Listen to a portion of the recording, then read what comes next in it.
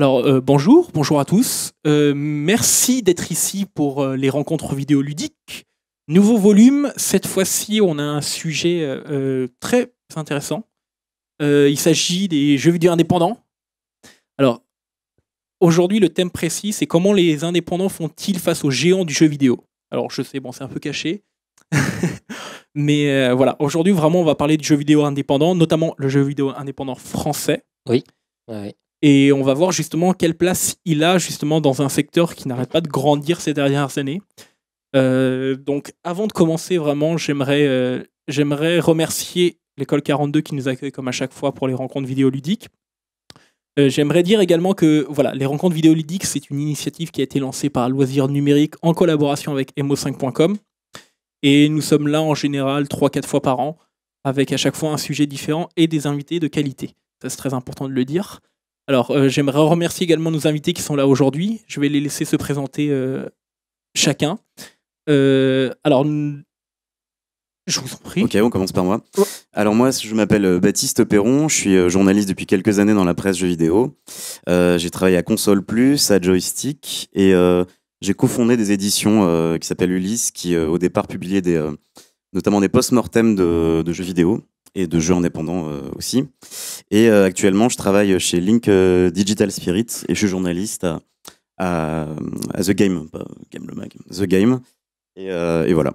D'accord, donc Link Digital Spirit, c'est ceux qui éditent... C'est la société qui édite Jeux Vidéo Magazine et The Game. Voilà, et la plupart des magazines de jeux vidéo en France en général. Il y en a moins qu'avant, mais ceci voilà. en tout cas, ouais. Alors ensuite, on a David. David, je te laisse te présenter.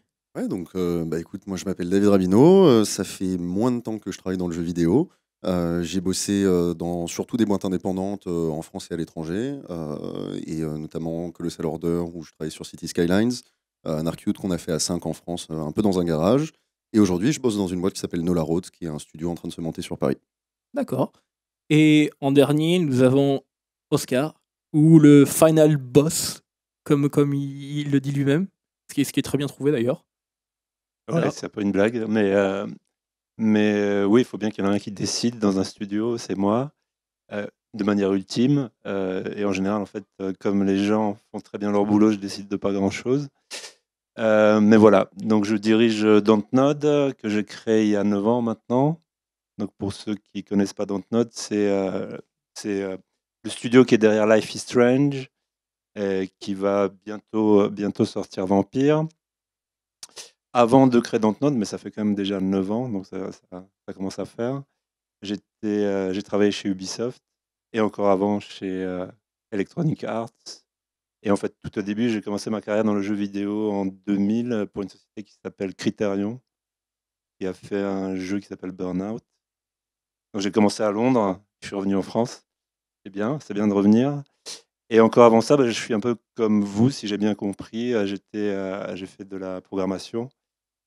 Et j'ai fait en fait un parcours universitaire avec une thèse de doctorat en informatique. Puis après, j'ai enseigné à la fac. Et à un moment donné, après ma thèse, je me suis dit, il faut que je parte de là et que je rejoigne le côté obscur de la force et que j'aille développer des jeux vidéo.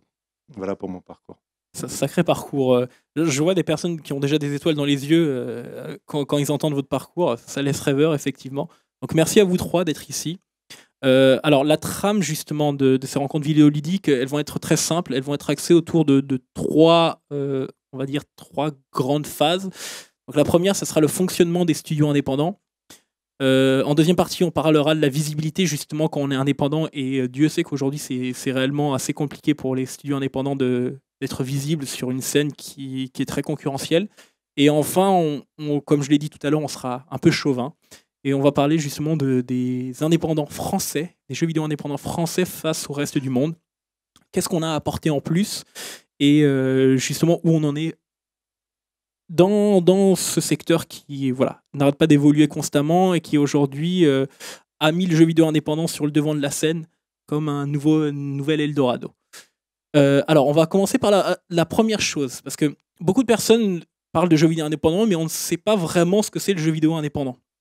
La définition du Larousse donne du mot indépendant qui n'est en aucune façon lié à autre chose, qui est sans rapport avec autre chose. ou alors qui a son autonomie, sa liberté d'action, et en particulier qui subvient à lui-même et à ses besoins. Je crois que la deuxième définition peut être pas mal. Mais il serait intéressant d'avoir justement votre définition à vous du mot indépendant pour les studios de jeux vidéo indépendants en France. Alors, est-ce que on va commencer par Oscar, qui justement, lui, a un studio de jeux vidéo indépendant. Alors justement, qu'est-ce que le mot indépendant et jeux vidéo indépendant? Je pense que ça se situe au niveau de la capacité à créer, en fait. Donc, d'être suffisamment libre pour pouvoir développer ses propres idées, ses propres propriétés intellectuelles, telles que Dontnod le fait, hein, puisque tous les jeux que nous avons développés et que nous avons sortis sont des propriétés intellectuelles originales, que ce soit Remember Me, que ce soit Life is Strange et Vampire qui arrivent. Donc pour nous, c'est ça. Après, bien sûr, l'indépendance, elle a un coût, elle a un prix. Il faut avoir la chance pour ceux qui veulent travailler ou qui veulent créer eux-mêmes des studios de jeux, des structures. Je pense qu'il faut avoir la capacité financière aussi pour se donner cette liberté-là. Donc voilà, pour moi, c'est ces deux choses-là, c'est créer des trucs qu'on a envie de faire d'une manière suffisamment libre et en avoir la capacité financière. Liberté créative et financière. David, Baptiste, vous, d'un point de vue extérieur, justement, comment vous pourriez définir justement le jeu vidéo indépendant et le mot indépendance? Moyen extérieur, parce que j'ai quand même fait pas mal de jeux indés. Voilà, c'est ça. En plus, oui. Toi, Et moi, je vais construire un peu sur ce que disait Oscar. Il y a l'aspect effectivement juridique de dire c'est nos propriétés intellectuelles, on n'a pas à faire des compromis parce que derrière il y a un licencieur à qui on doit répondre, rendre des comptes, tout ça. Il y a aussi l'aspect de l'indépendance financière qui est toute relative et ça dépend aussi beaucoup de la relation avec l'éditeur. Traditionnellement, on avait tendance à dire un jeu indépendant, c'est un jeu qui n'a pas d'éditeur. Aujourd'hui, j'ai l'impression que c'est de moins en moins vrai, où il y a de plus en plus de gens qui sont capables d'être financeurs d'un projet de jeu vidéo, que ce soit des éditeurs traditionnels ou juste des business angels, ce genre de profil-là, tout en laissant une liberté créative aux équipes, notamment avec la grosse renaissance du jeu indépendant qui a démarré il y a 5-6 ans. Et donc ça, c'est le premier volet. Et le deuxième volet, c'est vraiment l'aspect compromis, enfin pas faire de compromis créatifs au sein d'une même équipe, où je pense que c'est important de laisser l'équipe s'approprier son projet.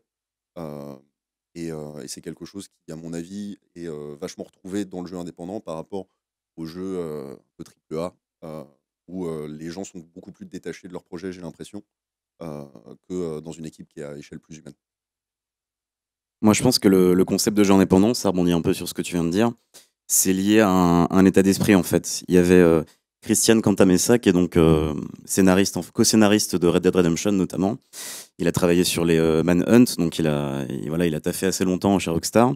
Et il disait lors d'une masterclass qui a été organisée donc, à la Cité des Sciences il n'y a pas longtemps, moi, quand j'entends le mot jeu indépendant, ça me fait un peu bizarre dans la tête, parce que quand j'ai commencé le métier il y a 20 ans, tout le monde en fait faisait du jeu indépendant dans l'état d'esprit. C'est-à-dire que la manière dont on faisait le jeu, c'était vraiment la direction créative qui irriguait tout. Et en fait, le résultat qu'il y avait, enfin, on va dire, tous les à côté, c'était pas forcément ça qui les regardait. Donc je pense que davantage, comme tu dis, davantage qu'une espèce de relation avec un éditeur, un mécène, etc., c'est davantage l'état d'esprit dans lequel a été fait le jeu, je pense. D'accord, c'est très bien. C'est très bien que vous en parliez, étant donné que la première partie, justement, le fonctionnement des studios indépendants, on voit justement la plupart des studios ont cité la même chose, c'est-à-dire une certaine liberté créative, un état d'esprit qui fait que justement un studio est considéré comme indépendant ou pas.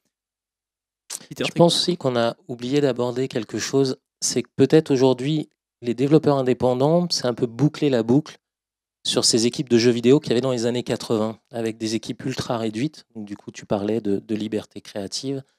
Et du coup, on retrouve assez souvent cette structure de un programmeur, un musicien, un graphiste et des équipes ultra réduites. Et il y a moins ces grosses équipes qu'on retrouve chez Ubisoft, par exemple. Voilà quoi. Alors, justement, étant donné qu'on est dans le fonctionnement, et toi, David et Oscar, est-ce que vous pouvez me dire justement comment fonctionnent vos équipes? Alors, du côté de chez Dontnod, je sais qu'il y a eu pas mal de, on va dire, de partenariats avec des éditeurs. Toi, David, justement, est-ce que tu peux commencer par nous dire comment fonctionne ton équipe maintenant? Moi, j'ai connu 2 grosses typologies de boîtes. Des projets où on travaillait avec des éditeurs et où on avait quelque chose quand même d'assez structuré, parce qu'il y a des jalons contractuels, tout ça à respecter, des inspections de temps en temps. Et le côté garage où on était 5 dans une cave à essayer de faire un jeu. Et je pense que ça touche à une notion qui est assez importante dans la manière de fonctionner qui caractérise les studios indépendants, c'est la notion industrielle. Je pense que d'ailleurs, c'est le nom de la conf, comment les petits font face aux grands dans l'industrie du jeu vidéo. Je crois qu'il y a le mot industrie.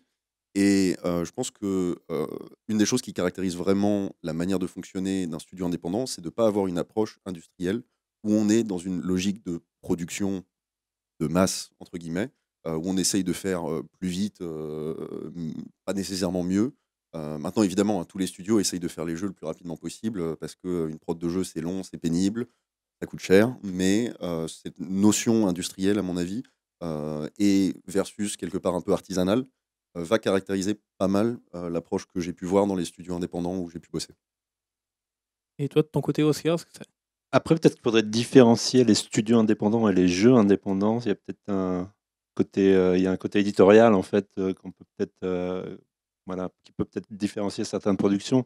C'est vrai que nous, on est un peu en dehors de ça. On travaille avec les plus gros puisqu'on a travaillé avec Sony, Capcom, Square Enix, et Focus maintenant. Puis on a annoncé un partenariat avec Bandai Namco, donc on est un peu au milieu des géants.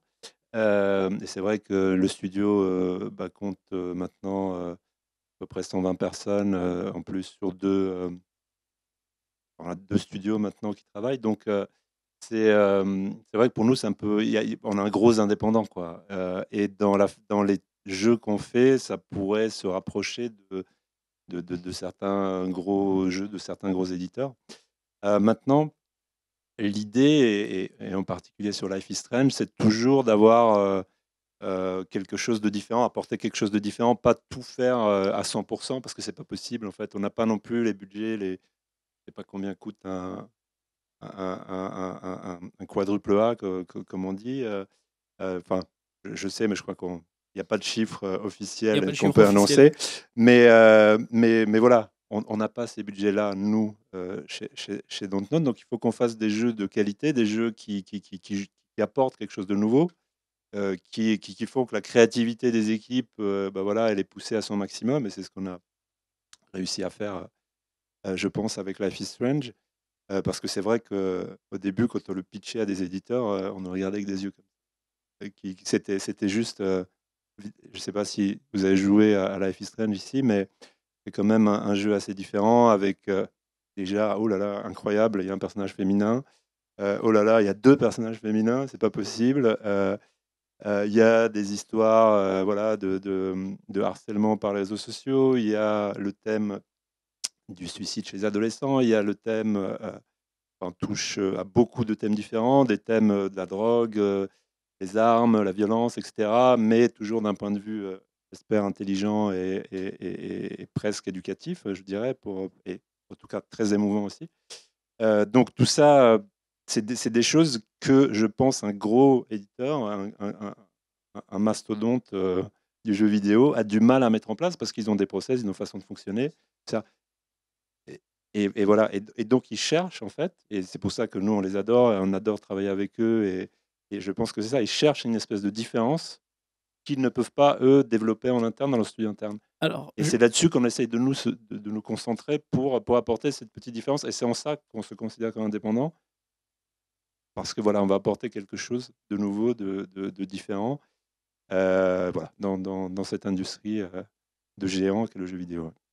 Il y a une très bonne chose, parce que voilà, justement, vous avez tous parlé de l'aspect créatif, vous avez parlé de l'aspect financier. On vient de dire que justement Dontnod est un peu dans un autre, on va dire, niveau parmi les studios indépendants, puisqu'il travaille en collaboration avec pas mal d'éditeurs. D'où ma question, justement, est-ce qu'il faut un éditeur à tout prix aujourd'hui pour un jeu vidéo indépendant? Est-ce que selon vous, c'est quelque chose qui est indispensable, pas uniquement d'un point de vue financier, mais ça peut être de plusieurs points de vue. Ça peut être d'un point de vue éventuellement marketing, ça peut être d'un point de vue, même des fois pour des compétences ou pour des outils qui peuvent vous fournir. Est-ce que aujourd'hui vous pensez que pour un studio indépendant, entre guillemets, le Saint Graal, c'est avoir un éditeur?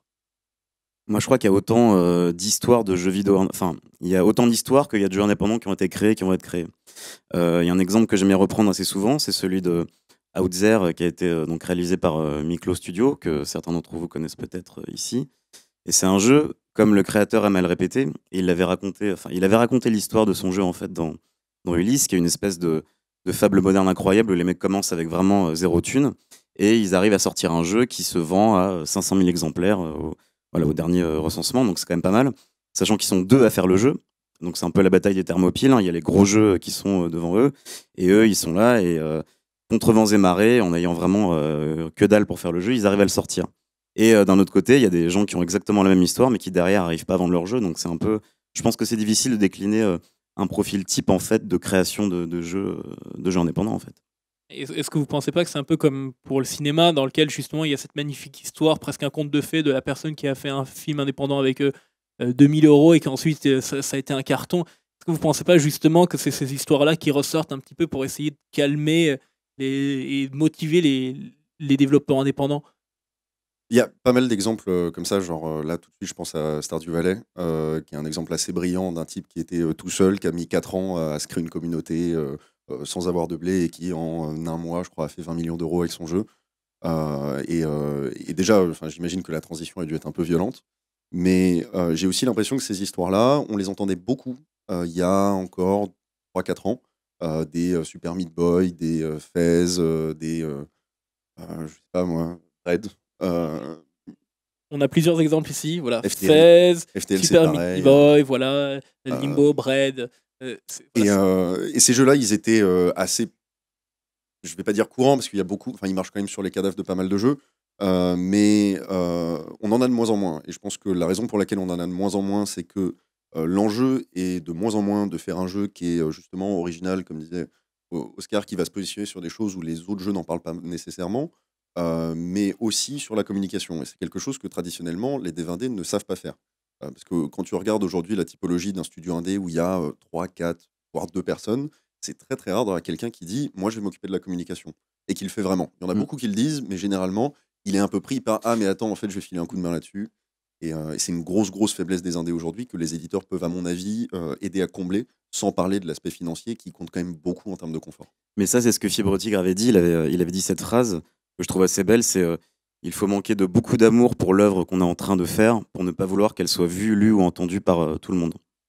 Et donc ça veut dire que lui, il s'est lancé dans une espèce de quête mystique quand son jeu était sur le point d'être fini.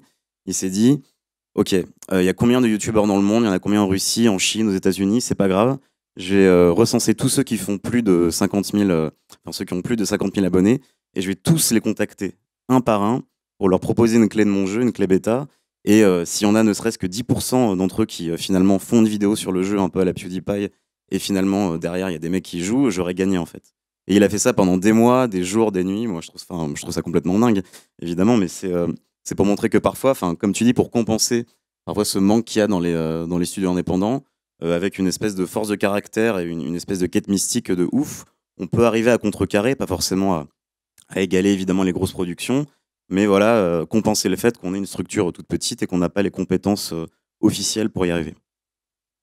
Oscar, toi, est-ce que tu peux nous en parler justement? Parce que là, pour Life is Strange et même auparavant Remember Me qui avait été fait par Capcom, c'était les éditeurs qui avaient fait la communication, ou il y avait quand même une petite partie du studio qui gérait ça? Oui, nous on ne sait pas faire, quoi. Clairement, tout ce qui est com, on a fait quelques essais, mais c'est très compliqué voilà, d'être fort là-dedans, puisque ça nécessite des moyens gigantesques.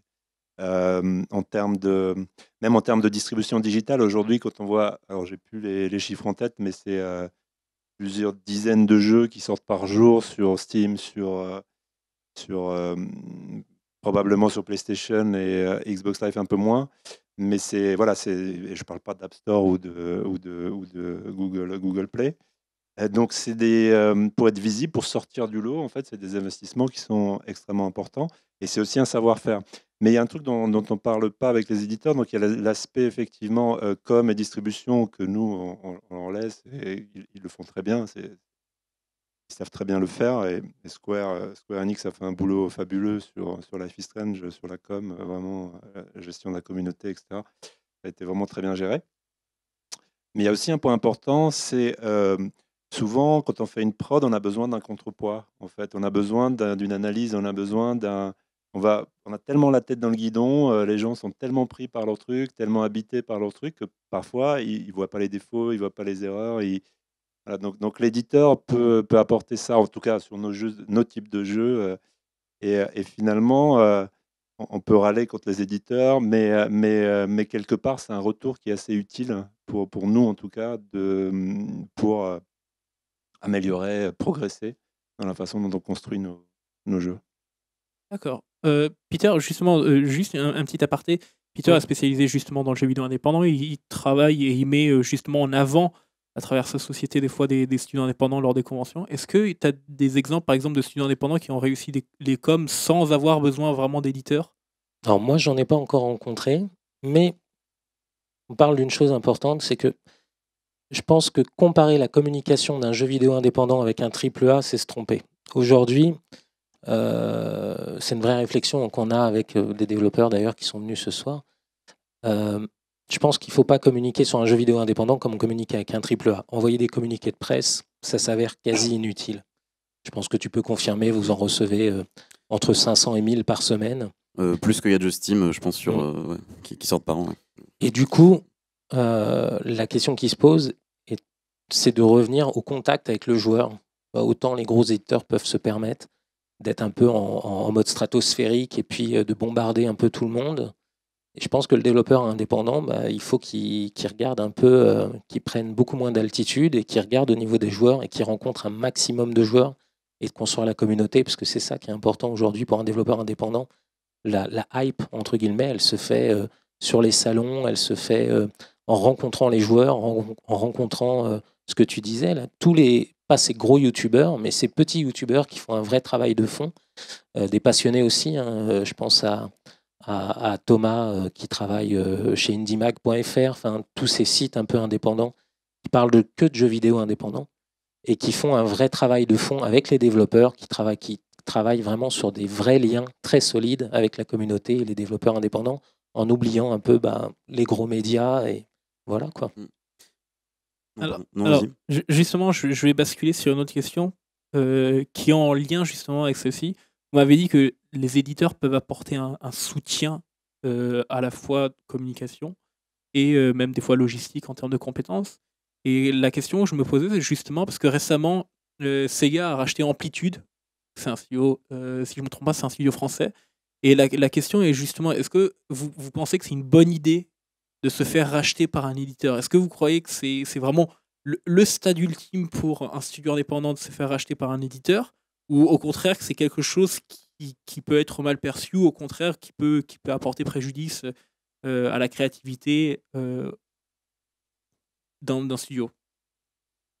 Je pense que là, pardon, tu voulais dire là, c'est peut-être du cas par cas en fait là aussi, parce que le cas précis d'Amplitude, ce qui est intéressant, c'est que en fait les jeux qui continuent, enfin Endless Space, tout ça, les jeux qu'ils faisaient fonctionnaient, mais le constat en fait des créateurs du studio, c'était que on est en train de stagner en chiffre d'affaires en 2015, alors que c'est un chiffre d'affaires qui était tout à fait respectable, on va dire, dans l'absolu. C'était genre 7 millions d'euros annuels, un truc comme ça.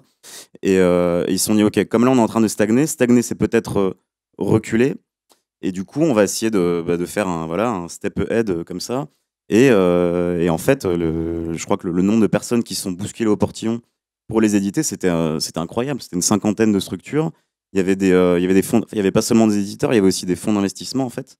Et du coup, derrière, ils n'ont plus qu'à dire, enfin pas plouf plouf justement, mais choisir quel éditeur ils voulaient. Et ils supposaient que Sega c'était bien parce qu'ils auraient peut-être la force pour intégrer le marché asiatique qui est super important aujourd'hui. Donc en l'espèce, c'est le fruit d'une longue réflexion qui est vraiment inféodée au type de jeu qu'ils étaient en train de faire, et on verra le résultat bientôt, je pense. Voilà. Toi, David, de ton côté, tu voulais dire quelque chose, ou Oscar? Alors, très rapidement, je pense que ça dépend beaucoup du studio et beaucoup de l'éditeur. Ce qui, Baptiste, a beaucoup de sens. En fait, je veux dire, ça dépend de la démarche qu'ont les gens qui ont créé l'entreprise et de trouver justement chaussure à son pied par rapport au jeu qu'on fait. Je pense que quand on fait, comme Amplitude le fait, des jeux de niche PC, il y avait effectivement des interlocuteurs qui étaient évidents, comme Paradox ou Sega, qui est dans une transition vers ce genre de jeu depuis un moment. Maintenant, ils auraient été rachetés par EA, j'aurais un peu grincé des dents. Moi, quand j'ai vu cette annonce-là, je me suis dit, putain, c'est super pour eux. Par exemple, est-ce que vous, de votre côté, ça vous dérangerait qu'un studio vienne vers vous et vous dise on a envie de vous racheter? Est-ce que ça vous dérangerait ou vous bloqueriez des portes et diriez non, vous ne passerez pas? Une question difficile.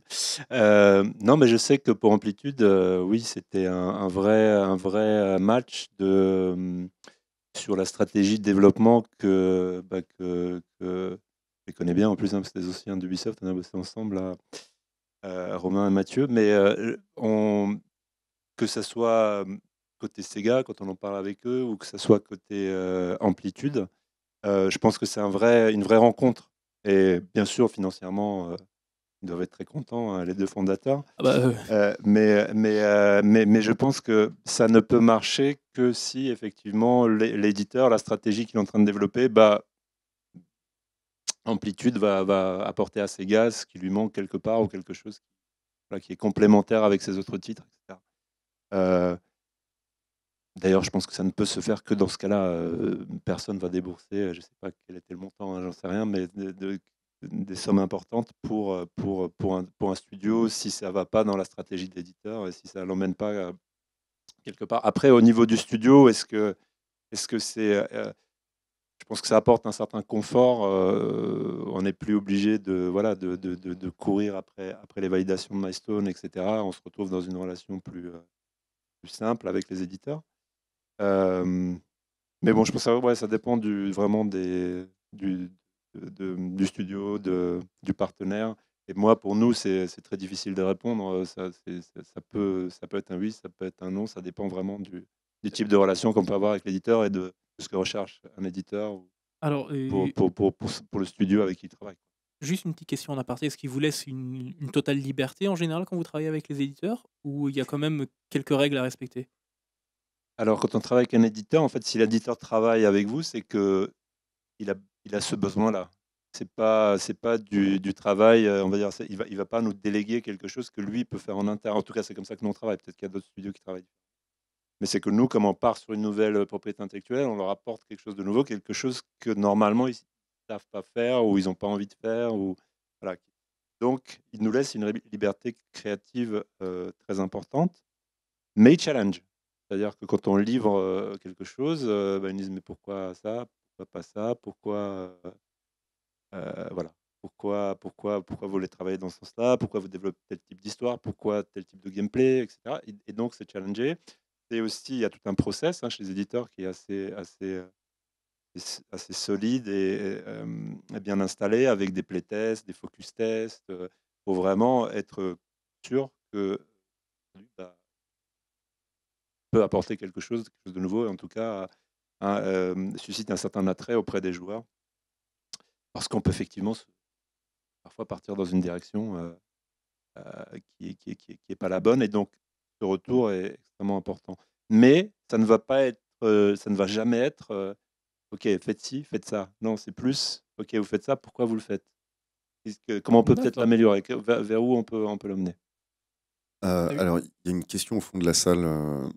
Et juste très rapidement, par rapport à l'idée de qu'est-ce que ça fait un studio d'être acheté, je pense qu'on peut juste réagir très très vite sur l'actualité et parler de Visceral, qui vient de vivre le contre-exemple où il y a des gens qui sont très talentueux qui ont perdu leur job hier.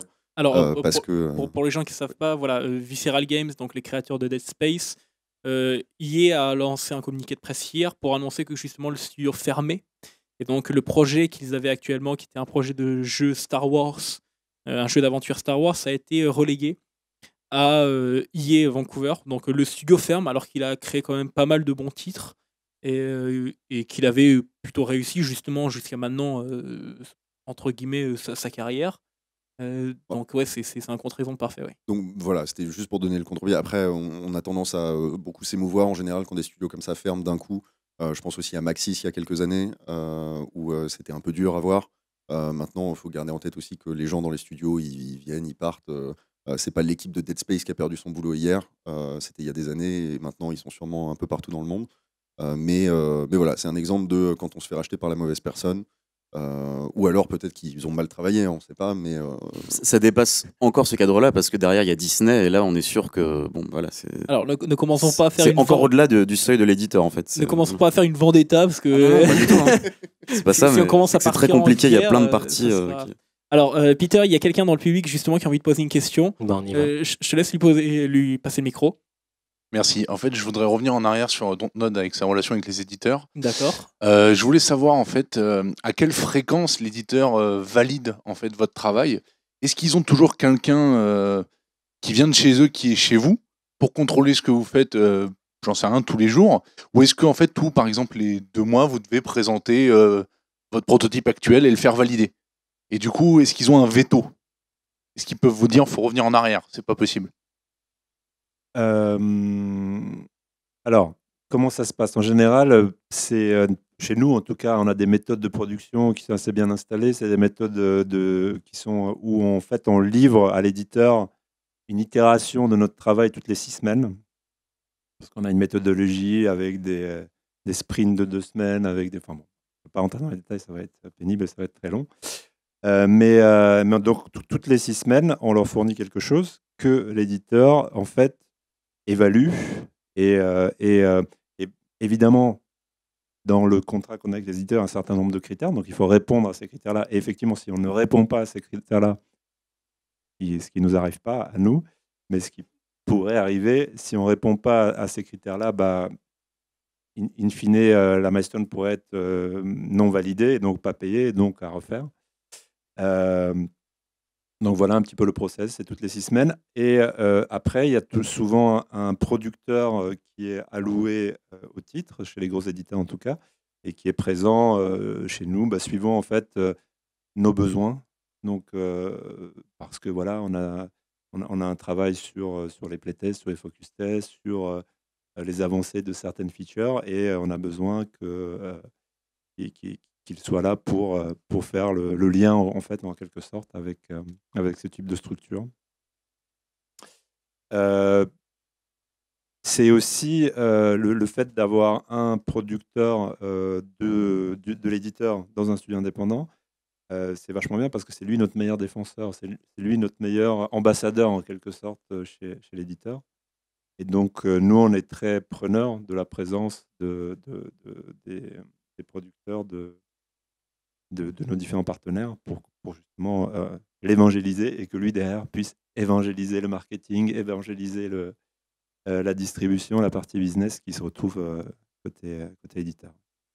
On a répondu à ta question. Super. Si vous avez d'autres questions, n'hésitez pas à lever la main si on peut vous donner la parole dans le rythme de la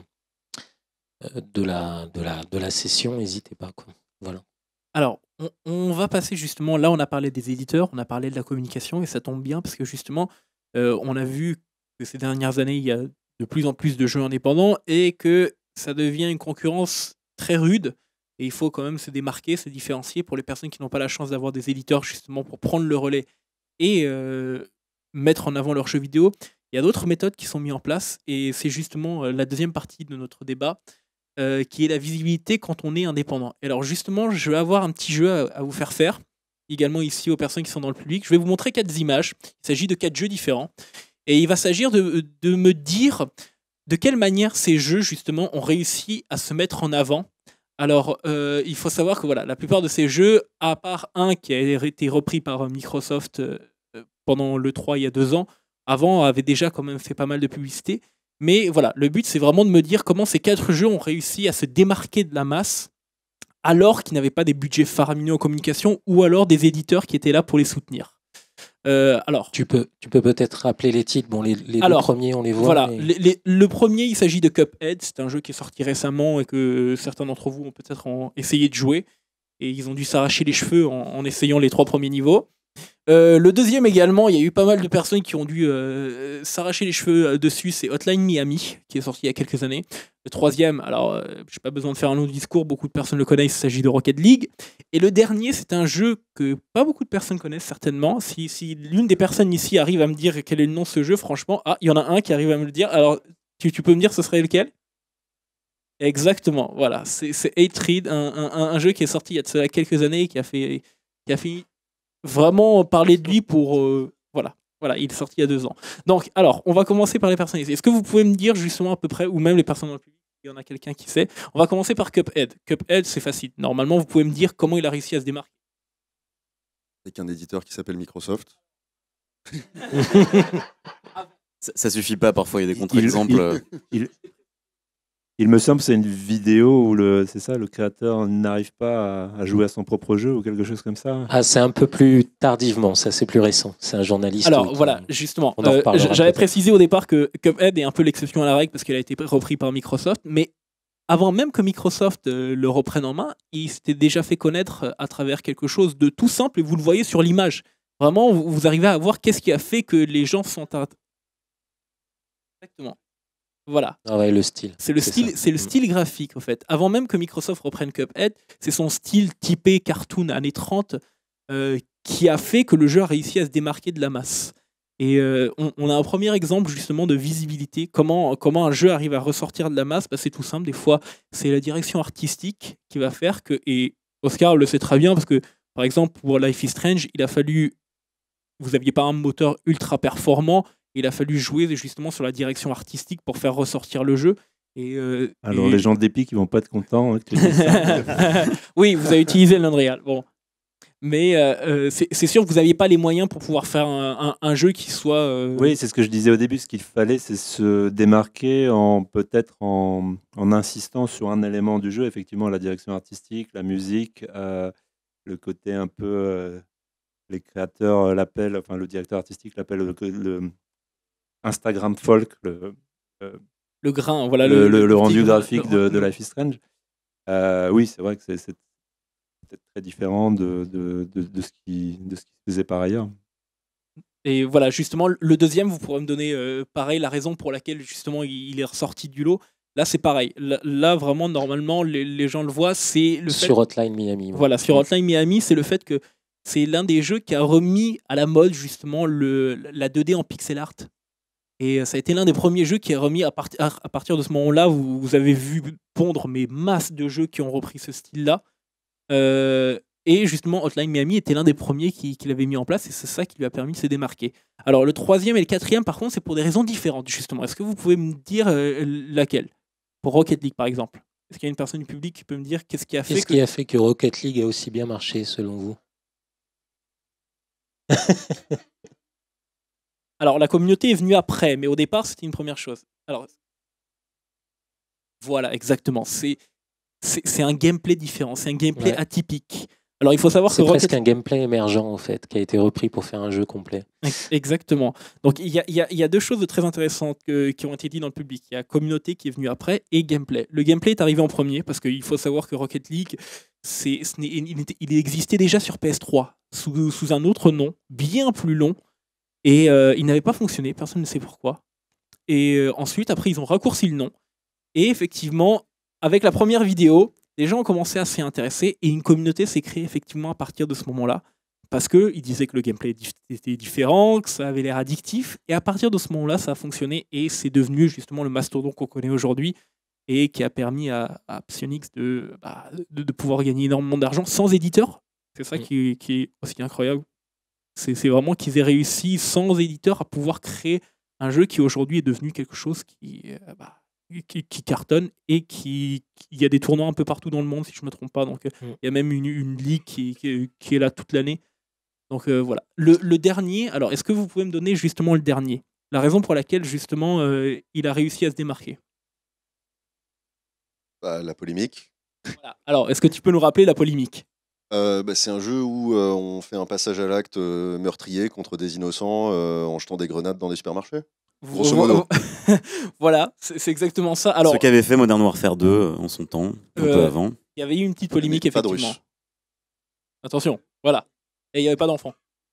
Donc là, effectivement, on a flouté exprès parce qu'on n'a pas envie de choquer les personnes qui nous regardent à la fois ici et qui nous regardent sur Internet. Mais effectivement, A-Trade avait réussi à se démarquer alors que c'était un tout petit studio, justement. Je ne sais pas s'ils étaient polonais ou des pays de l'Est, voilà. Et leur jeu ne paye pas de mine, parce que mine de rien, le jeu, on va pas se le cacher, il est mauvais. mais en soi, ils ont réussi quand même à atteindre pas mal de ventes, mine de rien, et à avoir une communication qui a été poussée justement grâce à cet argument choc qui est arrivé, à savoir cette polémique qui a mobilisé à la fois des hommes politiques, des sites de jeux vidéo, il y a eu pas mal d'articles, et mine de rien, ça a fait comme une roue, ils n'ont rien eu à faire. Les gens ont parlé du jeu pour eux, et finalement, ils ont réussi à vendre quand même pas mal d'exemplaires de leur jeu. Justement, sur l'aspect vente, je pense quand même que les créateurs de Hatred sont les seuls, là, sur le tableau, à pas être devenus millionnaires. Non, effectivement. C'est sûr qu'ils n'ont pas vendu des millions d'exemplaires comme ça a pu être le cas pour Rocket League. Néanmoins, je crois que ça se compte quand même en quelques centaines de milliers. Ça fait un buzz un peu instantané comme ça, mais ça a vraiment profité de ce qu'on appelle souvent l'effet Streisand, en fait, où plus on essaie de critiquer un truc qui vient de sortir parce que ça nous choque, et plus on lui fait de la publicité, en fait. Voilà. Donc, et donc c'est intéressant parce que justement, voilà, justement, c'est là que je voulais en venir, c'est que à partir d'un moment, pour un petit studio qui n'a pas de moyens, qui n'a pas d'éditeur, il existe quand même différents moyens de se démarquer. Il existe différents moyens de faire en sorte que les gens parlent du jeu et qu'au final, ils réussissent à vendre quand même, je veux dire, pas mal de milliers d'exemplaires. Donc là, vraiment, on a 4 cas typiques qui ont relancé soit des directions artistiques, soit des modes, soit qui ont inventé quelque chose d'autre. Et c'est intéressant parce que justement, c'est un des moyens de communication. Je crois que c'est Jed Raymond qui a dit qu'il n'y aura pas de miracle sur un jeu vidéo. C'est-à-dire que s'il n'y a pas eu de hype avant que le jeu vidéo soit mis en vente, il n'y aura pas de miracle sur les ventes. C'est-à-dire que ça ne va pas passer de 0 à 1 million en 24 heures. Et justement, effectivement, comme tu dis, ce qui est important pour les développeurs indépendants, c'est de vendre le jeu bien avant qu'il soit mis réellement sur le marché et de trouver un axe de communication. Alors effectivement, pareil, moi je pense à No Man's Sky, qui est un faux indépendant, où ils ont basé toute une communication, une hype sur au final des choses qui n'ont pas été concrétisées ou qui n'existaient pas. Mais on appelle ça du mensonge. Ou un manque de moyens aussi. Mais pour le coup, on peut peut-être en parler avant de passer à la thématique suivante, mais ça reste effectivement voilà, comment on communique en amont en termes de hype, comment on crée une hype pour que les gens se disent, que les youtubeurs aussi se disent tiens, je vais parler de ce jeu, ça va faire du public, les youtubeurs aussi ont des problématiques d'audience. Donc voilà. C'est d'autant plus important que, en fait, évidemment, il existe quelques contre-exemples, mais la plupart, enfin la majorité du chiffre d'affaires en fait d'un jeu quand il sort, il est réalisé dans les 3 jours après la sortie du jeu. Donc si on n'a pas vraiment fait un espèce de truc monstre en amont, on est foutu en fait. Et je suis curieux de l'avis d'Oscar là-dessus. Non, oui, ça, je suis pas d'accord. Non, ok, d'accord. Encore une fois, moi je suis tenu par pas mal de confidentialité, donc je peux pas dire beaucoup de choses sur les chiffres de vente, etc. À part les 3 millions de joueurs payants qui ont été annoncés pour Life is Strange. Mais en fait, ce qui se passe, c'est que grâce au digital, enfin après, oui, peut-être que c'est le départ quand on démarre, effectivement, si on rate la première marche, là, ça marche pas, mais sur la longueur, et en tout cas, ce qu'on voit aussi des gros jeux, ces gros éditeurs, c'est que en fait, les revenus, et même je crois GTA, ils l'ont annoncé, c'est que les revenus viennent aussi après, et que les DLC, tout ce qu'on peut acheter à l'intérieur des jeux, etc., game purchase, etc., ça apporte aujourd'hui, ça peut rapporter énormément et ça peut rapporter même plus que le démarrage du jeu. On a le parfait Cela dit, le démarrage est très important parce que si le démarrage et je rejoins assez ce que pourrait dire Jed Raymond, c'est que si le jeu au départ, il n'y a pas un effet d'entraînement, même s'il peut, je pense, démarrer maintenant un peu plus doucement qu'à l'époque et continuer sur une traînée beaucoup plus longue, c'est quand même important. On en parlait, Oscar, tout à l'heure, justement, parce que Rocket League et Life is Strange sont de parfaits exemples. Regarde, ce sont des jeux qui ont eu une hype déjà dès le départ, donc qui ont quand même bien fonctionné. Et ensuite, Sony est arrivé et les a proposés gratuitement aux joueurs du PlayStation Plus, ce qui a permis à de nouveaux joueurs de découvrir le jeu. Et, entre guillemets, il y a eu une sorte de carton qui est arrivé pour ces jeux-là après leur sortie. Ça pouvait être 1 an après, ça pouvait être 6 mois après. Mais finalement, on voit bien que dans le digital, même un jeu qui a déjà à peu près bien marché au départ peut avoir, entre guillemets, une seconde vie, voire peut être relancé grâce à des éditeurs qui arrivent derrière.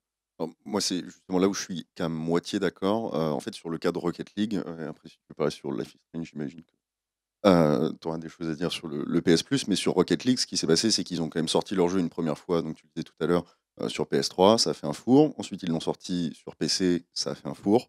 Il n'y avait pas une communauté de millions de personnes qui l'attendaient. Pas encore. Pendant quelques mois, ils ont pas fait de blé.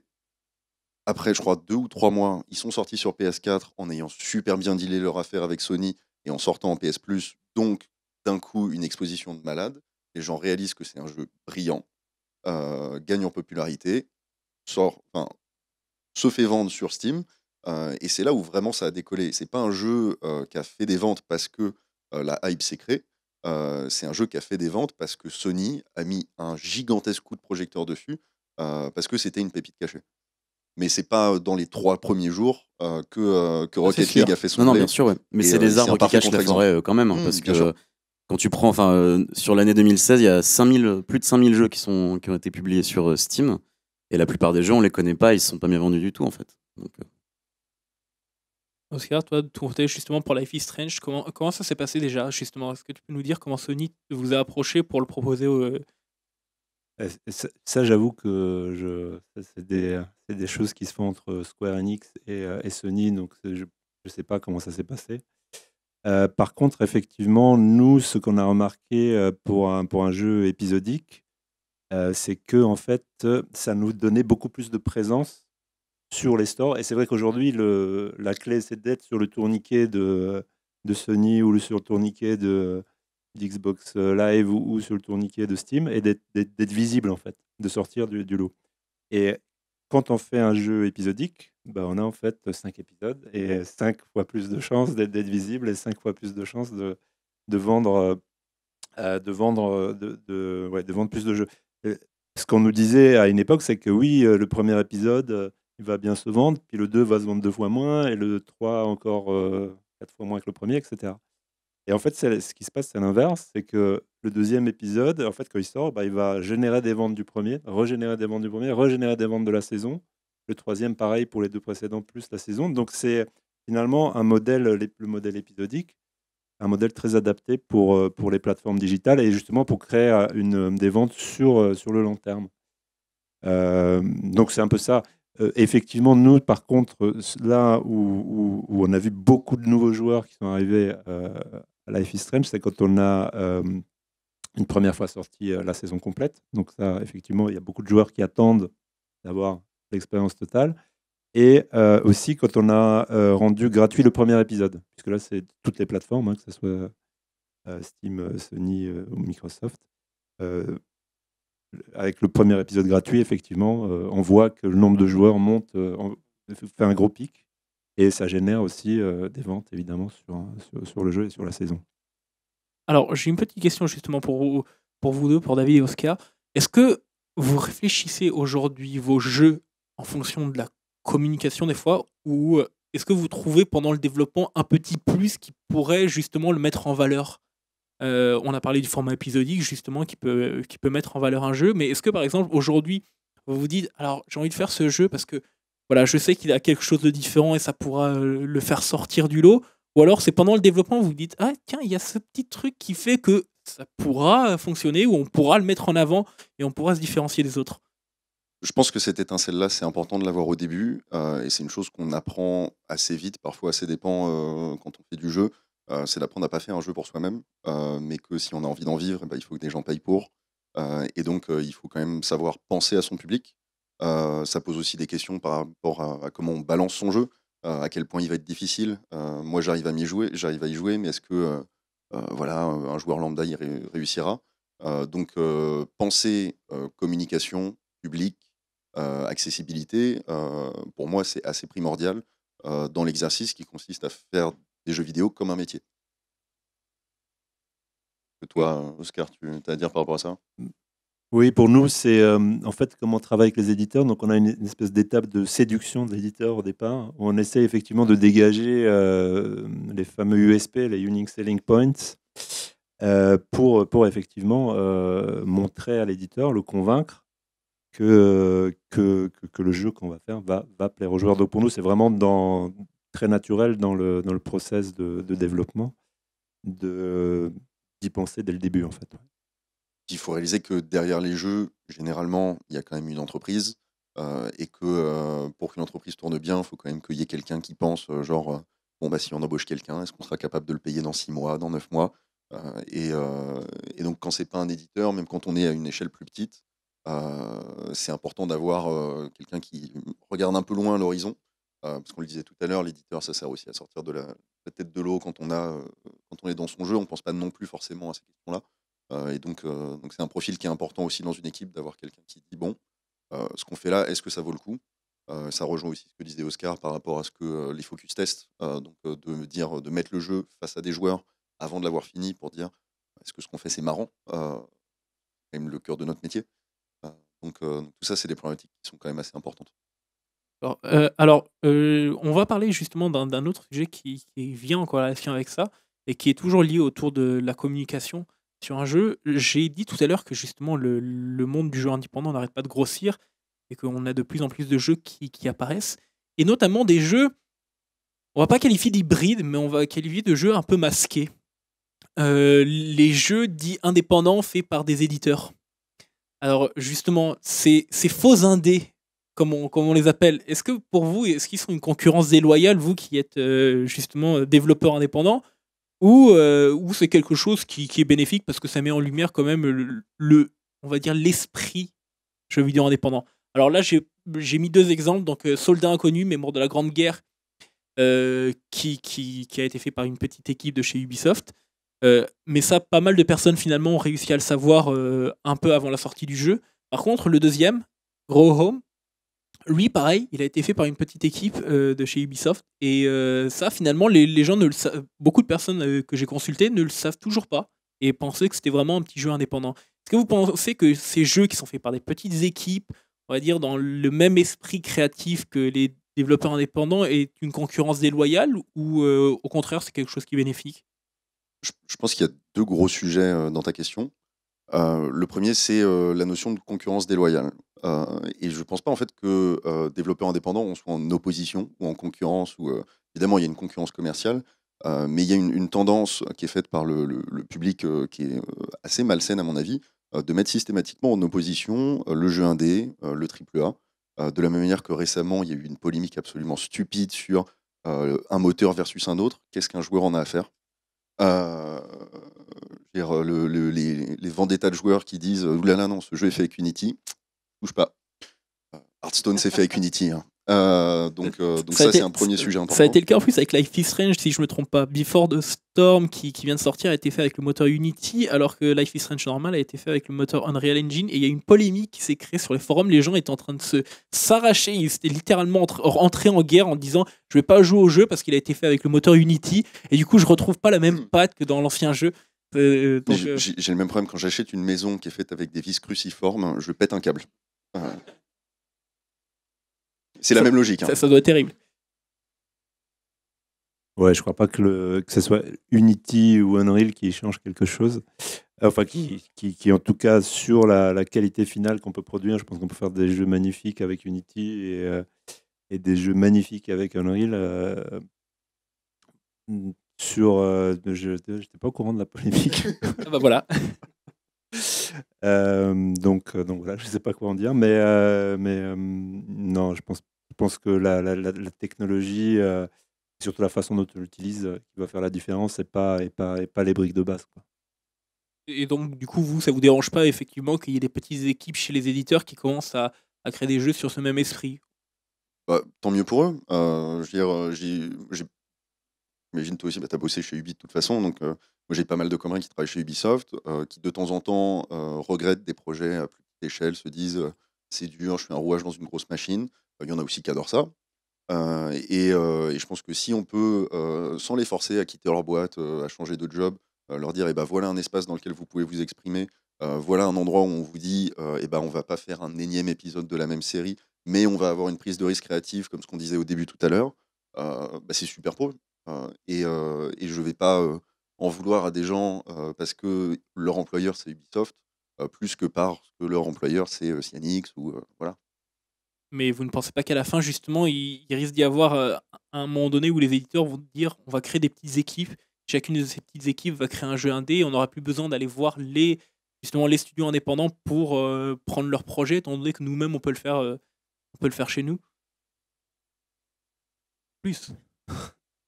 Non, je crois pas. Je crois que c'est plus. Je pense pas que ça soit une stratégie globale chez les éditeurs. Je crois qu'ils ont d'autres chats à fouetter et d'autres jeux à faire. Et je pense que et puis c'est bien qu'il y ait qu'il y a eu aussi le table tennis de Rockstar à un moment donné. Je pense que les gens, quand ils bossent 5 ans, 6 ans sur un même jeu, qu'ils puissent se détendre un peu en faisant un truc un peu plus petit, qui a un résultat plus rapide, on va pas leur reprocher. Hein. On va pas commencer à se plaindre de ça, non. Bon, c'est très bien. Est-ce qu'il y a des personnes dans le public qui ont des petites questions éventuellement sur ce sujet-là? Ah, de ce côté-là. Bonjour. Bonjour.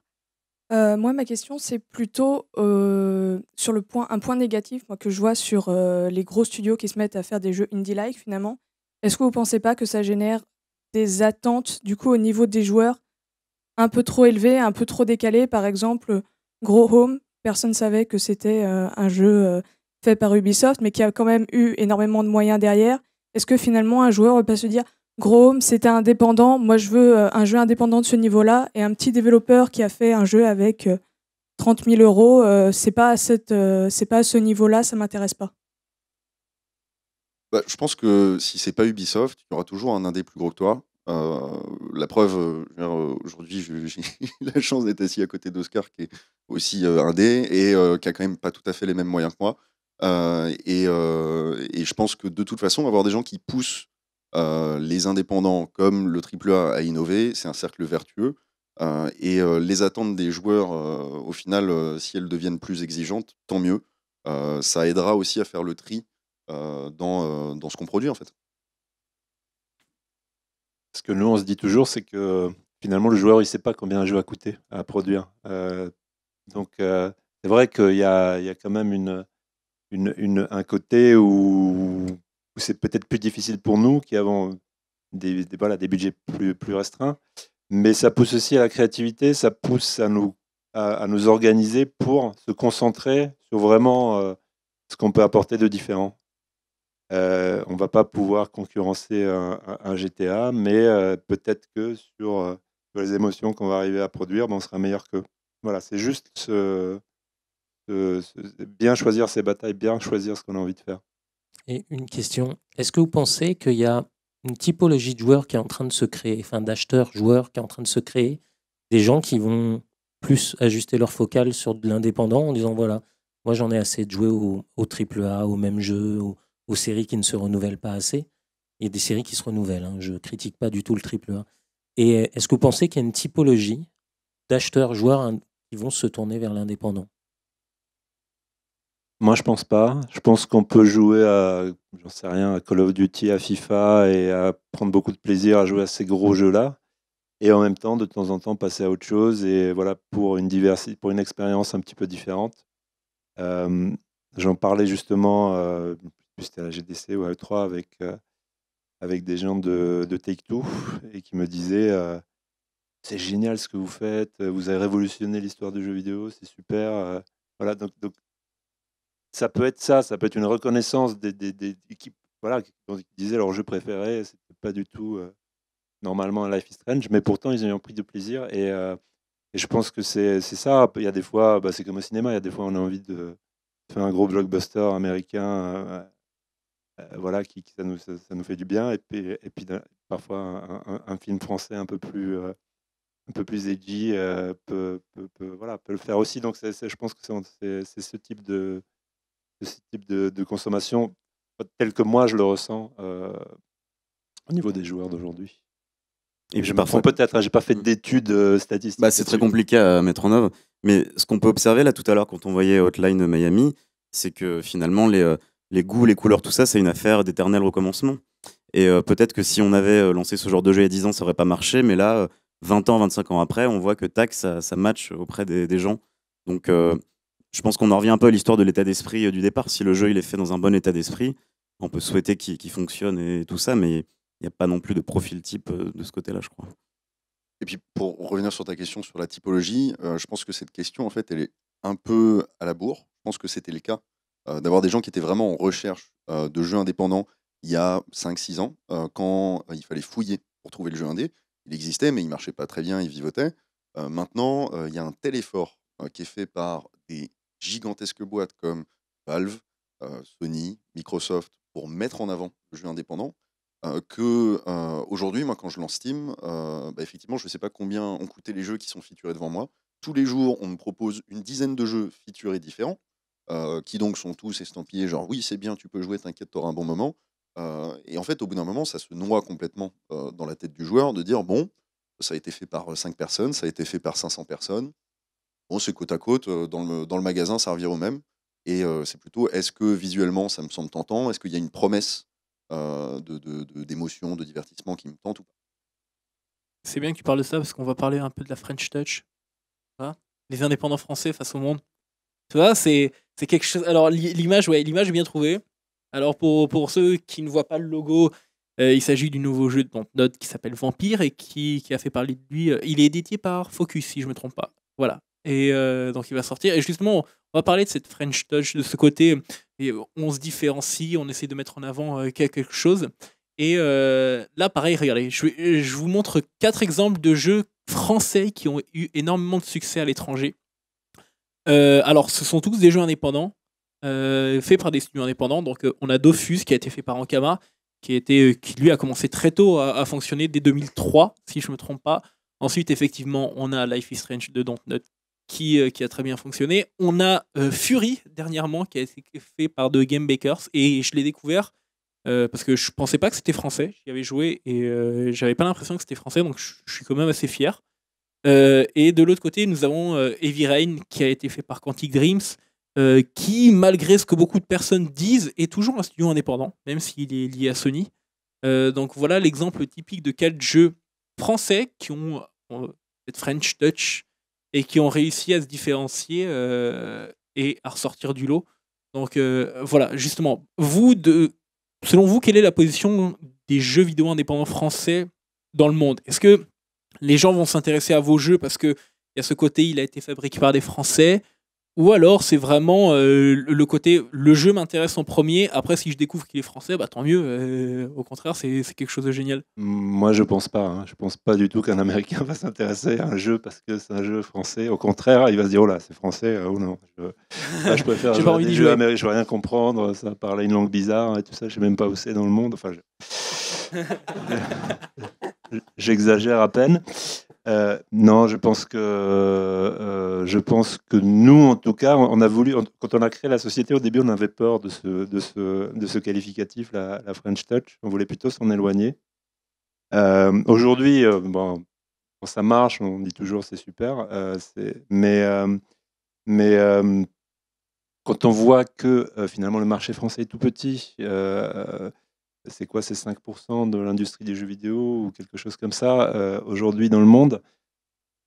Moi, je pense qu'on ne peut pas se permettre de dire qu'on est français et qu'on fait un jeu avec la French Touch et que ça puisse parler au monde entier. Je pense que il faut qu'on fasse des choses beaucoup plus universelles et finalement cette culture, quand on regarde Heavy Rain, quand on regarde Life is Strange, des trucs beaucoup plus globaux. Ouais. On sent qu'il y a une culture en fait globale et c'est vers cette culture globale dans laquelle on peut apporter quelque chose. Alors peut-être qu'on a des créateurs voilà, qui sont meilleurs, peut-être d'autres qui sont moins bons, mais c'est, je crois pas qu'il faille, en tout cas nous dans notre stratégie, je crois pas qu'il faille insister sur le côté French Touch ou français dans la com. Peut-être après le dire ah ça a marché, bah oui on est français c'est cool, ouais, ça c'est bien. C'est pas quelque chose que vous affichez, mais c'est sous-jacent, c'est toujours là en fait, parce que à la base de la création de Remember Me, c'est quand même un jeu qui se passe à Paris. C'est un jeu qui a été coécrit par ce que je considère être quasiment les plus grands auteurs français actuels écrivains. Et je sais pas, pour ceux qui sont nés à Paris, tout ça, quand on joue dans le jeu et qu'on traverse le Faubourg Saint-Denis et qu'on arrive devant l'Arche comme ça, on se dit oh, c'est là que je bois des coups avec des potes, tout ça. Enfin, c'est quand même quelque chose de fantastique, mais c'est là, mais c'est pas quelque chose qui sert peut-être à vendre, mais c'est quelque chose qu'on revendique quand même de manière sous-jacente, non?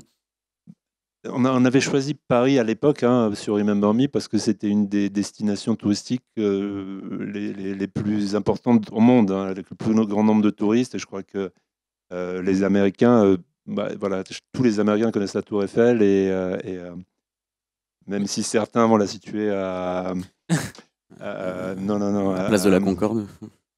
La ville Las Vegas, puisqu'il y a aussi une tour Eiffel oui, à Las d'accord. Vegas. Okay. Oui, bon. Il y a Paris, Las Vegas, mais je veux dire, c'est quand même.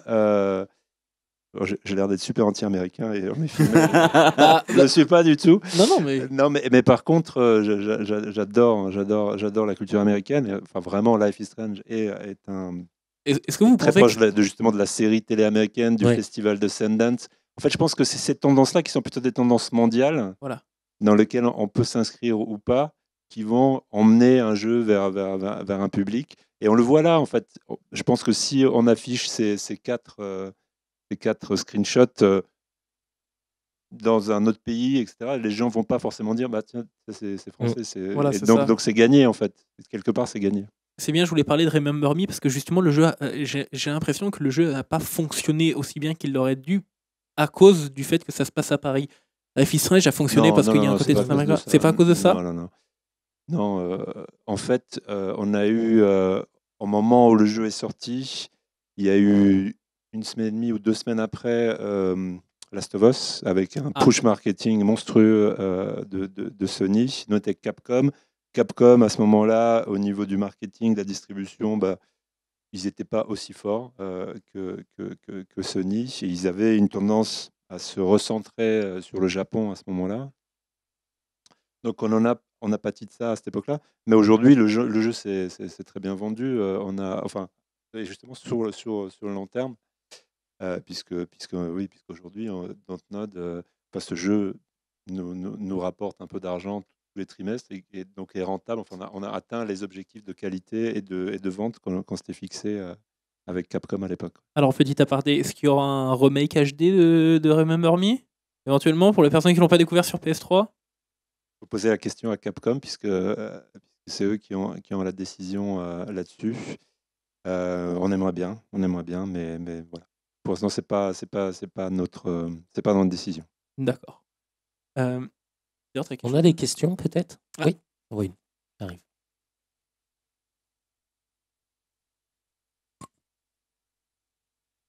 Du coup, ma question c'est est-ce que, comme vous venez de le dire, le marché français a l'air d'être très petit, il doit être d'ailleurs un peu écrasé par tout le reste. Est-ce que du coup, ça vaut le coup pour quelqu'un qui est en recherche d'emploi de justement se tourner vers l'étranger plutôt que de se tourner vers des studios français en fait? Je crois que vous aviez travaillé à Londres, c'est ça? Vous avez commencé à Londres justement? Non, il faut rester en France. Venez, venez chez Dontnod. Non, ça dépend de comment on a envie de construire sa carrière, mais je pense qu'aujourd'hui, il y a des studios français, il y a des Arkane, c'est très bien. français, il y a Ubisoft, il y a Arkane, on a parlé d'Endless d'Amplitude, il y a Ankama, des éditeurs tels que Focus qui sont en train aussi de grandir, si on a plutôt envie de se tourner vers le métier de l'édition, du marketing, etc. Donc non, je pense qu'on peut aujourd'hui trouver un super job, une super place en France. Après, voilà, effectivement, il y a Montréal qui est une très grosse destination aussi. Même si on a, nous, des talents maintenant qui reviennent à Paris et qui reviennent chez Dontnod alors qu'ils ont passé pas mal de temps chez des géants au Canada et au Québec. Donc voilà. Mais je pense pas qu'il faille être... C'est pas du tout une obligation de partir à l'étranger quand on a fini sa carrière, quand on a fini ses études et quand on cherche un boulot. Je pense qu'en France, il y a... Surtout pour les développeurs, les ingénieurs, il y a énormément de postes et d'opportunités à saisir. Je fais un peu la vente des sociétés françaises et venez bosser chez nous, c'est bien. Parfait, je vais faire un tout petit peu l'inverse. Moi, je suis parti à l'étranger quand j'ai fini mes études, je suis parti aux États-Unis. Et j'ai aussi bossé en Finlande pendant mes études. Je pense que c'est une expérience qui est quand même très intéressante et qui permet, mine de rien, quand on revient en France, d'être pris beaucoup plus au sérieux par les employeurs français. Par contre, on finit par revenir. Je suis rentré il y a 2 mois. Et effectivement, on a quand même tout un tas d'opportunités super cool en France. En ce moment, l'industrie avance beaucoup, notamment parce qu'il y a de plus en plus d'efforts qui sont faits par le CNC, par exemple. Il y a tout un Maintenant, tas il y de a un fonds d'aide aux jeux vidéo. Il y a des chaînes de télé. Il y a Arte notamment qui accompagne beaucoup de jeux vidéo. C'est des plus petits budgets, c'est des plus petites équipes, mais c'est déjà ça en fait.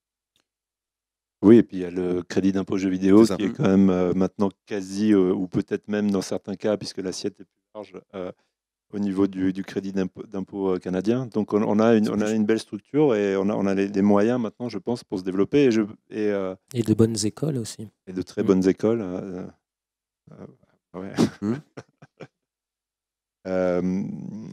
Donc, oui, moi je suis assez optimiste sur le développement de l'industrie du jeu vidéo en France. Même si on représente une petite part du marché, finalement, la créativité, elle est là et il y a moyen de faire de belles choses. Ouais. Là encore, il ne faut pas confondre créateurs et joueurs. On reste une grosse force de production en France et ça redémarre après une période un peu creuse. Donc il y a tout un tas de boîtes qui se montent et si c'est un truc qui botte aussi, monter une boîte indé, c'est une expérience assez marrante. Bah voilà, la messe est dite. Quelque chose à dire? Est-ce que vous avez d'autres questions? N'hésitez pas. J'ai compris. Non, j'y vais. Moi, j'aurais une question. Vous aviez l'air de dire que quand on est une entreprise de jeux vidéo française, on se cache un peu. Effectivement, Life is Strange, c'est un jeu qui se passe aux États-Unis. Comment on fait un jeu américain quand on est une boîte française, en fait? Comment on fait croire qu'on est aux États-Unis? On parlait de culture un peu globale. Aujourd'hui, on est tous baignés par la série télé américaine, par les films américains. Il y a une vraie culture qui est là et qui déploie un peu partout. On peut y apporter effectivement des choses particulières, des choses peut-être un petit peu différentes, innovantes. Mais nous, c'était l'équipe créative. Moi, je gère la boîte. Je ne suis pas réalisateur de Life is Strange. Mais les 2 réalisateurs, que ce soit Michel Cor ou Raoul Barbé, ils étaient baignés dans la série américaine, les Twin Peaks, les X-Files, toutes ces séries-là. Il y en a des plus récentes que j'ai plus en mémoire, mais parce que je suis un peu âgé, moi, déjà. C'est bien d'avoir des jeunes face à moi, c'est cool. Et d'ailleurs, dans cette industrie, il y a toujours des jeunes, donc c'est vraiment sympa.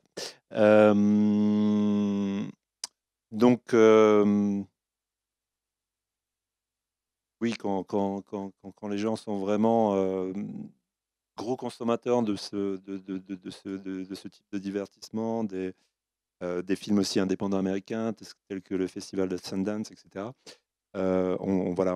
ils s'y retrouvent quelque part et ils n'ont pas besoin de faire d'efforts particuliers pour y arriver. Alors après, ce qui se passe aussi, c'est que Life is Strange a été écrit en français au départ, en tout cas dans la version du scénario, on va dire, de l'arche narrative. Mais derrière, il faut bien sûr s'adresser ensuite à des auteurs américains qui vont faire le dialogue pour que ça sonne américain, pour que la façon dont un jeune américain de 17-18 ans, quand il écrit ses SMS, nous, non, pas bien faire. Donc là, il faut effectivement un peu de support de nos amis de l'autre côté de l'Atlantique pour y arriver. Pareil pour tout ce qui est voix, les acteurs sont évidemment à Los Angeles, etc., pour avoir des choses qui fonctionnent. D'ailleurs, c'est pour ça que vous n'avez pas voulu faire de doublage français pour le jeu? Est-ce que c'était pour rester collé à cet esprit? Parce que on vient de dire que le scénario à la base était écrit en français et vous n'avez pas voulu à un moment donné faire une VF? Alors il y a une version, les sous-titres français qui sont là, bien sûr. On a une version voix japonaise qui a bien marché. Mais en fait, non, c'était plus une discussion. Pareil, c'est des coûts, donc c'est des coûts, combien ça va coûter, combien ça va rapporter. Et l'idée de se dire que c'était pas un investissement vraiment nécessaire d'enregistrer dans différents pays, en France ou ailleurs, les voix, puisque les gens finalement, je sais pas comment vous regardez la télé ou la télé. personne regarde On est déjà la bien télé, mais habitué. Quand vous regardez les séries. Son VO sous-titré, iPad, quoi. voilà, on est tous en VO sous-titré et donc c'était pas quelque chose qui était une demande des joueurs en fait et on est resté là-dessus. D'accord. Bon, bah maintenant je sais que Life is Strange est disponible en japonais. Je vais essayer. Une autre question? Les personnes? N'hésitez pas. Hein. Bon, bah alors écoutez, on va arriver bientôt à la fin de ce débat. Alors. Pas une dernière. Non, on est déjà à la fin. Face au monde. On est face au monde, mais justement, on va pouvoir justement demander un peu à l'actualité de nos invités, étant donné que chacun a quand même une actualité à défendre. Alors, on va commencer par Baptiste. Une actualité, ça dépend ce qu'on entend par là. Donc non, moi donc je suis, ça fait des années que je suis dans la presse jeux vidéo, donc je vais faire que répéter ce que j'ai dit au départ, hein. Mais que donc ouais, on publie des magazines où on essaie de publier le plus de contenu possible, un peu différent, même si c'est pas toujours évident parce que il faut qu'on parle des gros jeux, des grosses sorties, des FIFA, etc. Mais on fait aussi des choses intéressantes. Et tout à l'heure, on parlait en aparté des masterclass qui sont organisées à la Cité des Sciences et de l'Industrie. Et là, c'est intéressant parce que ça permet de voir la trajectoire des créateurs de jeux qui sont partis de pas grand-chose, qui sont souvent partis d'un petit développement de garage pour aujourd'hui faire des jeux que tout le monde connaît. Et ça permet de voir des photos assez rigolotes où on voit les coupes de cheveux avec les mulets dans les années 80, tout ça. Et non, mais du coup, c'est assez émouvant. Enfin, souvent, ça commence par des détails un peu émouvants d'enfance, tout ça. Et on voit que finalement, ces gens qu'on adule, qui ont fait des super jeux, sont des gens comme nous, en fait. Voilà. Oui. La dernière masterclass, on a appris que Glenn Schofield avait travaillé sur des jeux Barbie. Voilà. Mais oui, on apprend des détails comme ça, souvent assez saugrenus, ouais. Écoute, c'est pas une honte, hein, je veux dire, si le jeu était bon. Il a dit qu'il s'était amusé, donc c'était le but. Voilà. Et donc, la prochaine couverture, ça parlera de quoi? De quoi? La prochaine couverture, c'est The Game. De The Game? On n'est pas censé le dire comme ça. Ah, ouais. Même pas un petit indice? Non. Ah, c'était tant qu'il n'y a pas eu de... Je respecte le protocole. On a une question là-bas, éventuellement. C'est par rapport à la prochaine couverture du Game, on n'a pas le droit de le dire. Mais vraiment, je vous conseille de le lire. C'est un magazine. Alors moi, je le lis personnellement aussi de temps en temps. Et l'avantage, c'est que c'est pas le magazine type genre news, test. Voilà, c'est un peu plus profond. C'est vraiment. Le cahier critique est souvent assez réduit, quoi. Il y a 3-4 tests, mais c'est surtout beaucoup du backstage, des rétrospectives. Et quand je peux parler des jeux indés, ce qui est même pas forcément toujours évident, hein, je dis ça. Voilà. J'essaie, quoi. Voilà. Alors, on avait une question, effectivement. Bonjour. Bonjour. C'était une question justement pour Monsieur Perron. Justement, la presse ayant des difficultés face au numérique actuellement, pour le public du jeu vidéo qui est justement un public encore plus connecté, peut-être encore moins intéressé à la presse, est-ce que la presse du jeu vidéo n'a pas encore plus de difficultés que la presse actuelle? Elle en a connu des immenses parce que moi et des tas d'autres collègues, on l'a vécu de plein fouet, notamment... en l'an 2011 en fait, en l'an comme si ça remontait, voilà. Mais en 2011 en fait, il y a eu la société pour laquelle je travaillais, Yellow Media, qui a été liquidée et du coup ça a mis plein de gens sur le carreau. On détenait à peu près si on cumulait les titres hardware, tech, jeux vidéo, etc., on avait quasiment une vingtaine de titres. Et tous ces titres-là ont disparu, même des titres emblématiques comme Joystick, Console Plus, on va pas faire la liste, voilà. Et donc, ouais, on a traversé une grosse crise. Pendant un moment, en France, il y avait plus que 3 ou 4 magazines de jeux vidéo. Enfin, même pas, c'était vraiment réduit à peau de chagrin. Et puis, il y a eu une petite renaissance qui s'est organisée au fil des années. Et à partir de 2014-2015, ont été construits ces magazines tels que le JV Le Mag, qui existe encore et qui fait un très très bon travail. Je les salue. Il y a eu Games, hélas, qui a disparu entre-temps, comme quoi c'est toujours pas évident, mais qui là aussi réalisé des super dossiers, des superbes interviews, des portraits. Donc l'âge d'or est terminé, on va dire, mais on va dire qu'il y a eu une petite embellie, et à mon avis, cette embellie, elle est due au fait que tous ces magazines qu'on a cités, je cite également Canard PC, tout ça, ont vraiment la volonté de faire de la qualité. Et que ces magazines, si ils voulaient juste être des prospectus, des espèces d'auto-journal du jeu vidéo en quelque sorte, je pense que ça fonctionnerait pas. Parce que comme tu le dis, la concurrence du web, elle est trop forte, sans parler de celle des youtubeurs aujourd'hui, donc on peut plus réagir à chaud sur l'actu, c'est fini. Mais si on a la volonté de faire des choses avec de la profondeur, là on peut tirer un peu son épingle du jeu. C'est pas la folie, mais c'est toujours ça de prix. Pas d'autres questions pour... Ah si, voilà. Je t'en prie, bonjour. Bonjour.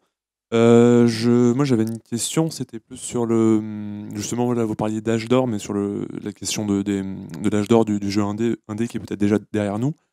C'était en fait, justement, est-ce que on a l'impression que il y a toujours plus de jeux indés, de plus en plus facile de faire un jeu avec tous les moteurs qu'on a aujourd'hui. Est-ce que justement, il n'y a pas un moment où ça va vraiment péter et peut-être qu'on va avoir une grosse part d'indés qui vont tout simplement peut-être mourir, mais peut-être qui permettrait de permettre à d'autres de survivre. Ça fait quelques temps qu'il y a cette espèce d'ombre noire de l'indie apocalypse ou l'indie apocalypse qui nous tourne autour. Moi, j'ai arrêté d'y croire. Elle m'a fait peur pendant un moment. Mais là, c'est bon. Au bout de 3 ans, j'y crois plus trop. Et je pense qu'effectivement, il y a de plus en plus de jeux qui sortent, tout ça, et ça prend de l'espace et ça occupe les joueurs. Maintenant, il y a aussi toujours cette différence dont on parlait plus tôt, quand on fait des jeux et quand on fait des jeux pour en vivre. Les gens qui rentrent le soir, ouvrent Game Maker, font un truc en récupérant des assets qui sont fournis ou en suivant un tuto, et se disent «Ah bah maintenant, si je paye 100 balles, je peux le mettre sur Steam, vas-y, on verra ce qui se passe». C'est ça la source des 5000 jeux qui sortent sur Steam par an. C'est pas des gens qui mettent leur trip pendant des mois, voire des années, à faire un jeu. Enfin, il y en a, hein, bien sûr, mais la majorité, c'est pas ça. Et au final, les joueurs, ils font quand même le tri eux-mêmes plutôt bien. Puis il y a eu un excellent article sur Gamecult où il parlait et cette phrase un peu choc de dire que dans le jeu vidéo, et plus encore en indépendant, l'échec n'était pas une exception. C'était même la norme, quoi. Et que la réussite, au contraire, est l'exception. Enfin bref, voilà. Désolé d'être déprimant comme ça. Et donc on sait que l'indie apocalypse n'existe pas. Et que de toute façon, voilà, le marché est amené à se verrouiller un petit peu parce qu'effectivement, même Valve est en train de voir que justement, c'est ce genre de jeu qui est en train de polluer le marché. Et ils sont en train de créer justement quelque chose pour essayer de contrer ça et d'essayer de ramener un petit peu. Alors, c'est pas encore pour tout de suite qu'on l'aura, effectivement. Il faut pas oublier que Valve, c'est une entreprise, donc elle gagne quand même de l'argent sur ces jeux qui ont été craftés en une soirée avec des potes un peu bourrés. Mais voilà, je crois pas qu'il y aura effectivement un après-âge d'or, un apocalypse ou un moment où tout va s'effondrer. C'est vraiment, je crois que ça va arriver crescendo. Il y aura un moment où certainement même d'autres personnes vont arriver et vont vouloir créer des sites ou même des marchés dans lesquels on mettra un peu plus en avant les jeux quali que mettre tous les jeux comme c'est le cas actuellement sur Valve. Sur l'App Store, c'est 200 000 jeux qui ont été disponibles en 2016, donc c'est absurde, c'est surréaliste. Mais voilà. Puis on est parti de très haut, quoi. Il y a eu cet âge d'or du jeu vidéo indépendant avec Braid, avec FaZe, tout ça, et médiatisé avec le film Indie Game aussi, qui a marqué beaucoup de gens. Alors forcément, quand on a connu du très haut tout de suite et qu'on est dans le creux de la vague, ça va sûrement remonter. Hein. Il y a cette créativité en France qui fait qu'il y a beaucoup de jeux vidéo indépendants qui sortent justement de ce que tu disais, qui vont vers de la créativité et pas sur je récupère des assets à droite à gauche et puis je me mets sur Unity ou n'importe quel autre moteur facile d'accès, enfin plus facile d'accès vers des jeux. Ouais. Qui est importante, une autre variable qui est importante, c'est qu'il y a aussi de plus en plus de joueurs et que les créateurs de jeux savent aussi se réinventer, parler à d'autres publics. Je vais dire un gros mot qui n'a pas encore été dit ce soir, mais je vais parler un tout petit peu de jeux mobiles. Aujourd'hui, un des jeux, je crois, dans le top 5 aujourd'hui sur iOS, c'est un jeu où on customise des maisons et on vote pour dire celles qui sont jolies. Ça parle pas tout à fait aux mêmes personnes que FaZe.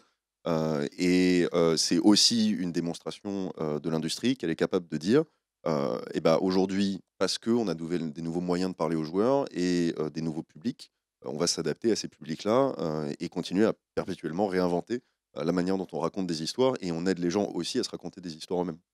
Alors justement, c'est l'occasion, David, pour nous parler de ce que tu fais et du jeu justement sur lequel tu es. Tu peux nous en parler un petit peu plus ou c'est encore confidentiel, c'est encore en développement et tout ça? C'est un peu compliqué de parler du jeu sur lequel je travaille. Je vais parler très très vite de la boîte. Vas-y. Donc c'est initialement une boîte de com qui a décidé de faire des jeux vidéo et qui a recruté pas mal de monde qui viennent du milieu du jeu vidéo. C'est un schéma assez classique, mais en général, il n'y a pas les gens qui viennent du jeu vidéo. Donc là, on a des raisons de se dire que ça peut peut-être marcher. Donc, je vais peut-être regretter ça, mais on recrute des devs en ce moment. Ne me sautez pas tous dessus, s'il vous plaît. Mais voilà, donc ce qui est le truc à noter, c'est qu'on devrait sortir notre premier jeu, qui pour le coup sera un projet mobile, en milieu d'année prochaine. Et voilà, on est en pleine phase de croissance, donc on va recruter, on espère, une dizaine de personnes sur l'année qui vient, sur des profils variés, que ce soit des devs, des GD, des graphes. Du coup, pour tous ceux qui veulent bosser dans le jeu vidéo, j'imagine que la majorité, vous êtes au courant, surtout si vous êtes là ce soir. Mais suivez la FJV, puisqu'il y a des annonces pour plein de boîtes, y compris celle où je travaille. Voilà. Oscar, toi, tu peux nous parler un petit peu de ton actualité. Alors, il y a Vampire qui va sortir bientôt, donc ça, tu peux nous en parler. Après, moi, en tant que fan de Life is Strange, je vais demander quand même quelques infos sur le deuxième épisode, même si tu vas me dire que normalement, c'est confidentiel et que tu n'as pas le droit d'en parler et qu'il faut demander à Square Enix. Mais quand même, si on arrive à gratouiller un tout petit peu d'informations ce soir, ça peut être pas mal. Non, là tu ne sais pas. Là j'en demande trop. Non, mais il y a Before the Storm qui est sorti, qui n'est pas un jeu fait par Dontnod, mais qui est un jeu fait par un studio américain qui s'appelle Deck Nine, et qui est donc le prequel à Life is Strange. Donc je vous invite à jeter un œil dessus. Voilà, même si c'est pas nous, c'est quand même pas si mal. Même si c'est fait avec Unity, c'est quand même bien. Voilà, on est très content que Deck Nine aussi continue à travailler sur la marque et développe ce prequel qui est vraiment sympa. Et nous, on travaille sur la deuxième saison, dont je ne peux pas parler. Et au printemps, nous allons sortir donc Vampire, qui est un autre jeu narratif un peu différent, avec une histoire forte. Voilà, un médecin qui rentre de la Première Guerre mondiale, qui se retrouve, qui a fait les tranchées quand même, donc déjà c'est assez dur pour lui, qui arrive à Londres, il est face à l'épidémie de la grippe espagnole qui a vraiment ravagé, qui a fait je crois 30 millions de morts en Europe, enfin c'était une catastrophe. Et pour ajouter à tout ça, il se retrouve transformé en vampire, donc voilà. C'est une époque difficile, c'est dur pour lui, mais c'est vachement bien. C'est une double nature. On va être là dans un jeu de rôle avec un médecin qui est en même temps un serial killer. Donc, qu'est-ce que ça va produire? Comment on va vivre ça? Comment on va appréhender ça? Comment on va voir la conséquence de nos actes sur les gens qu'on va choisir de sauver ou au contraire, de tuer. Et c'est vraiment un très beau projet, un très beau jeu.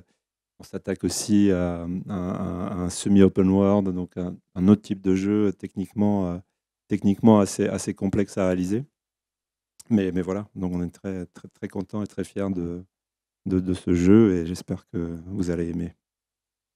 Voilà, écoutez, merci vraiment à vous d'être venus. On a une question derrière, voilà. Je connais ce monsieur.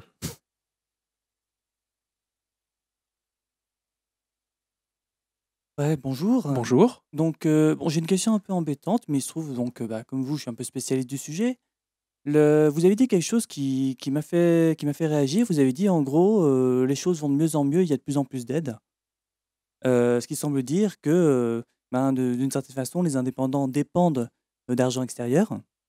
Et quelque chose qui finalement marque quand on compare vos 3 profils et vos 3 déclarations, c'est que quand il s'agit de vous demander ce que vous êtes en train de faire, ce que vous allez faire par la suite, finalement, vous ne pouvez pas en parler, un peu comme si vous étiez dépendant du bon vouloir d'autres personnes. Alors si finalement des indépendants sont à la fois dépendants d'argent extérieur et dépendants des décisions d'autres personnes pour parler de ce qu'ils vont faire, est-ce qu'ils sont vraiment indépendants? Alors là, je crois qu'on pourrait faire un débat entier sur cette question-là. Est-ce que vous avez 2 heures pour qu'on puisse en parler? Écoute, je t'en prie. Non, moi je ne crois pas que ça soit une question d'indépendance, de choisir le moment où on parle de nos projets. C'est plus des histoires de communication et de cibler un certain nombre d'informations sur un moment donné. Et je pense que si je travaillais sans éditeur, je le ferais de la même façon. Donc non, c'est plus une stratégie de communication, moins que d'être forcé par quelqu'un à ne pas parler. Et puis très rapidement, on a beau être indépendant, on est toujours très très dépendant de quelqu'un d'extérieur qui est le joueur. Et puis on peut pas tout balancer au premier encart comme ça, sinon c'est... Il paraît qu'on peut prendre une bière à côté. Donc, écoutez, je vous remercie vraiment. N'hésitez pas à les suivre. Alors ici, j'ai mis vraiment leur adresse Twitter. Donc on a Dontnod, #Oscar, David Rabineau, Baptiste Perron. On a MO5 également sur Twitter, l'association de loisirs numériques qui fait les rencontres vidéoludiques en collaboration avec mo5.com. Entre autres. Et nous avons forcément 42, si vous ne le connaissez pas vraiment, vous qui êtes étudiants pour la plupart de l'école 42, shame on you. Merci à tous, vraiment. Et je vous dis à une prochaine fois pour les rencontres vidéoludiques. Oui, je pense qu'il ne peut pas cacher qu'il est fan, en fait. Oui, non, effectivement, je crois. Donc, merci à tous encore d'être venus et à une prochaine fois. Merci, Peter. Merci à vous.